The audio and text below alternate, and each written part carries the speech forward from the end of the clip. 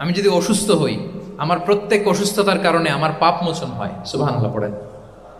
আপনার জ্বর হয়েছে, এই জ্বরের কারণে আল্লাহ আপনার গুনাহ মাফ করবেন।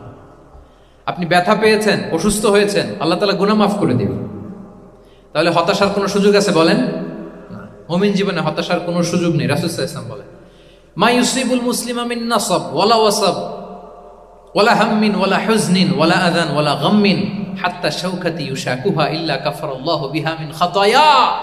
মুমিন জীবনে যত ব্যথা, কষ্ট, দুঃখ, এমনকি ফল পাড়তে যে গাছের কাটার খোঁচা যদি খান, রাসূল সাল্লাল্লাহু আলাইহি ওয়াসাল্লাম বলেন ওই খোঁচার ব্যথার কারণে আল্লাহ তোমার গুনাহ মাফ করে দেয়।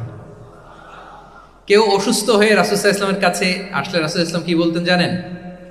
কেউ জানেন? লা বাস আলাইক তুহুরুন ইনশাআল্লাহ। তিনি বলতেন, আরে don't worry about it, it will cleanse up your scenes. ভয় পেও না, আরে এই অসুস্থতা, এটার কারণে আল্লাহ তোমার গুনাহ মাফ করে দিবে। সুবহানাল্লাহ। তাহলে অসুস্থ ব্যক্তি আর উজ্জীবিত হতো না? রাসূল সাল্লাল্লাহু আলাইহি ওয়াসাল্লাম অসুস্থ ব্যক্তিকে দেখলেই মাথায় হাত বুলিয়ে দিতেন, দোয়া করতেন, আল্লাহুম্মা রাব্বান নাস আযহিবিল বাস ইশফি আনতা শাফি, দোয়া করে দিতেন। আর বলতেন, আরে ভয় পেও না, এই অসুস্থতা তোমার গুনাহ মাফ করে দিচ্ছে। তাহলে অসুস্থতার মধ্যেও তারা উজ্জীবিত হতো। আমরা মানুষকে আশাবাদী করব, ভয় দেখাবো না। অসুস্থ মানুষকে ভিজিট করতে গেলে আপনারা কি করেন? ভয় দেখান নাকি? না, আশাবাদী করবেন, বলবেন যে আরে কি অসুস্থতা, আপনার